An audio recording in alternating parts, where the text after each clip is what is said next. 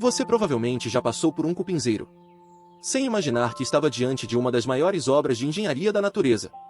Por fora, ele parece apenas um monte de barro endurecido, imóvel, silencioso, quase sem vida. Mas basta imaginar o que existe alguns centímetros abaixo daquela superfície. E tudo muda. Ali dentro, existe uma cidade funcionando 24 horas por dia. Milhares, às vezes milhões de habitantes, vivendo em perfeita organização. Sem um líder dando ordens. Sem plantas de construção. Sem máquinas. E mesmo assim, tudo funciona. Enquanto você observa apenas um monte de terra.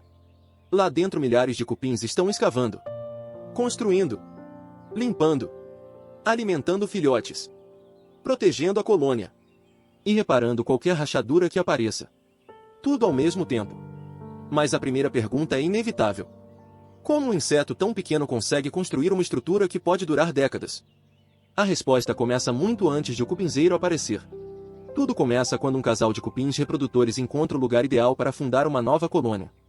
Depois do voo reprodutivo, o macho e a fêmea pousam no solo, perdem as asas, escavam uma pequena câmara subterrânea e desaparecem completamente do mundo exterior. É ali que nasce uma nova cidade. Nos primeiros dias, a rainha coloca apenas alguns ovos. Pouquíssimos. Ela ainda é pequena. O rei permanece ao seu lado durante toda a vida. Uma característica bastante rara entre os insetos sociais. Quando os primeiros filhotes nascem, tudo muda. Esses jovens cupins tornam-se operários. São eles que começam a ampliar lentamente o pequeno abrigo inicial. Grão por grão. Misturando terra, saliva e fezes. O resultado é um material surpreendentemente resistente. Muito mais forte do que parece. Com o passar dos meses, as pequenas galerias aumentam. Novas câmaras aparecem. Corredores começam a ligar diferentes setores. A cidade cresce lentamente. Sempre de dentro para fora. Mas existe um detalhe curioso. Quase ninguém enxerga a maior parte do cupinzeiro. A parte visível. Aquele monte de barro que aparece no campo ou no quintal. É apenas uma pequena fração da construção. Grande parte da colônia permanece escondida abaixo do solo. Ali existem túneis que podem percorrer vários metros em diferentes direções. Esses caminhos permitem que os operários encontrem alimento sem precisar caminhar expostos ao sol ou aos predadores. É uma verdadeira rede subterrânea. Muito mais complexa do que parece. Mas talvez o aspecto mais impressionante seja outro. Quem coordena toda essa construção? A resposta surpreende os cientistas até hoje. Nenhum cupim conhece o projeto completo. Nenhum indivíduo sabe como será o cupinzeiro no futuro. Cada operário executa apenas tarefas muito simples. Mesmo assim, quando milhões deles trabalham ao mesmo tempo, surge uma estrutura gigantesca. Esse fenômeno é chamado de inteligência coletiva. Cada cupim responde apenas aos estímulos ao seu redor. Um pouco mais de umidade. Um cheiro específico. Uma pequena corrente de ar. A presença de outros operários. Esses sinais orientam cada decisão.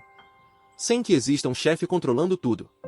É como se a própria colônia pensasse em conjunto. Enquanto alguns escavam novos corredores, outros transportam partículas de terra.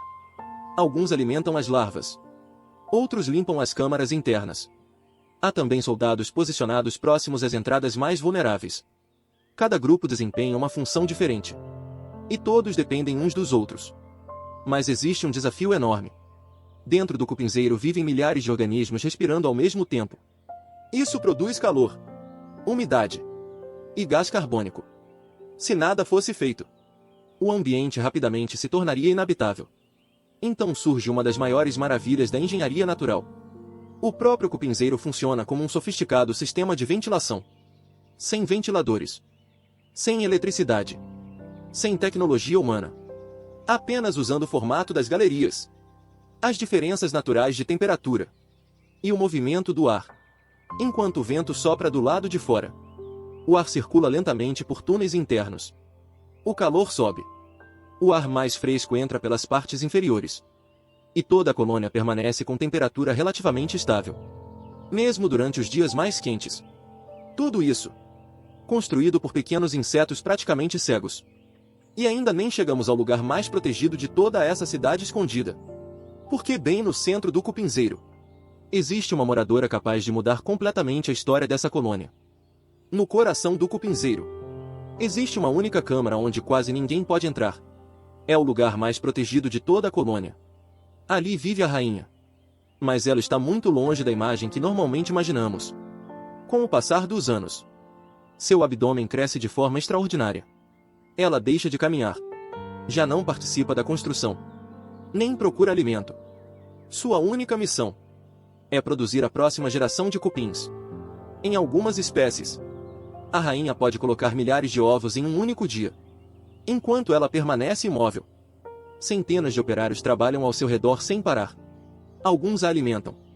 Outros retiram os ovos recém-colocados. Outros limpam constantemente a câmara real.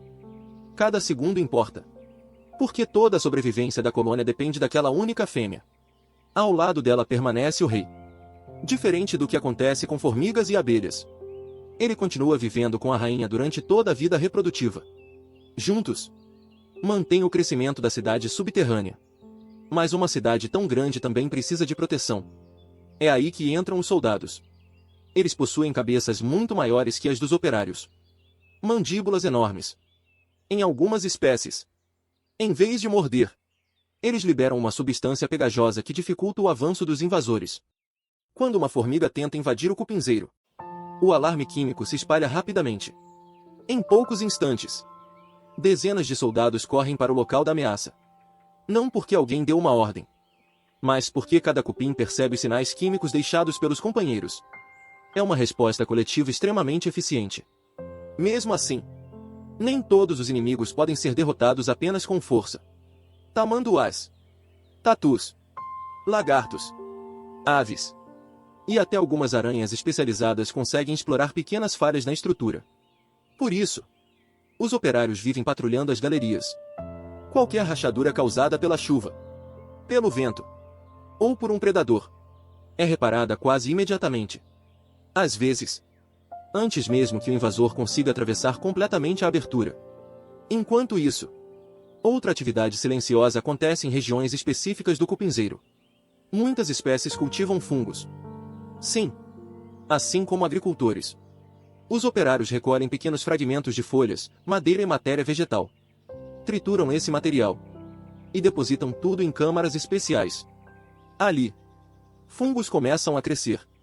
Esses fungos ajudam a decompor a matéria vegetal, transformando fibras muito difíceis de digerir em alimento mais nutritivo para toda a colônia.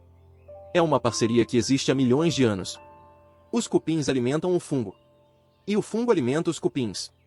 Uma cooperação tão eficiente que permitiu a expansão dessas colônias por praticamente todos os continentes. Quanto mais os cientistas estudam um cupinzeiro, mais descobrem que ele funciona como um verdadeiro organismo vivo. Cada indivíduo é pequeno, mas juntos formam algo muito maior do que a soma de suas partes. E existe um último detalhe que explica por que esses montes de barro continuam desempenhando um papel essencial muito depois de serem abandonados. Quando pensamos em um cupinzeiro, é comum imaginarmos apenas os cupins. Mas a verdade é que essa construção acaba beneficiando dezenas de outras espécies. Com o passar dos anos, algumas colônias são abandonadas naturalmente. A rainha morre. Os habitantes desaparecem. E o antigo cupinzeiro ganha uma nova função. Suas galerias passam a servir de abrigo para outros animais. Pequenas aranhas ocupam antigas câmaras. Besouros encontram refúgio entre os túneis secos. Lagartixas utilizam as cavidades para escapar do calor intenso. Algumas serpentes aproveitam os corredores mais largos como esconderijo temporário. Até pequenos anfíbios podem encontrar ali um ambiente mais úmido durante os períodos secos. Sem perceber, os cupins construíram uma casa que continuará sendo utilizada por muitos outros moradores. Mas a importância dos cupinzeiros vai ainda além. Enquanto escavam toneladas de terra ao longo dos anos, os operários misturam partículas do solo, matéria orgânica e minerais. Esse trabalho melhora a circulação de água, facilita o crescimento das raízes e ajuda a devolver nutrientes para o ambiente. Em muitos lugares, o solo ao redor de antigos cupinzeiros torna-se mais fértil do que as áreas vizinhas. Por isso, diversas plantas crescem com mais facilidade nesses locais. E onde surgem mais plantas, também aparecem mais insetos, mais aves, mais pequenos mamíferos, mais vida. É um efeito em cadeia. Tudo começou com pequenos insetos quase invisíveis, mas acabou influenciando todo o ecossistema ao redor. Talvez seja exatamente por isso que os cientistas considerem os cupins verdadeiros engenheiros da natureza.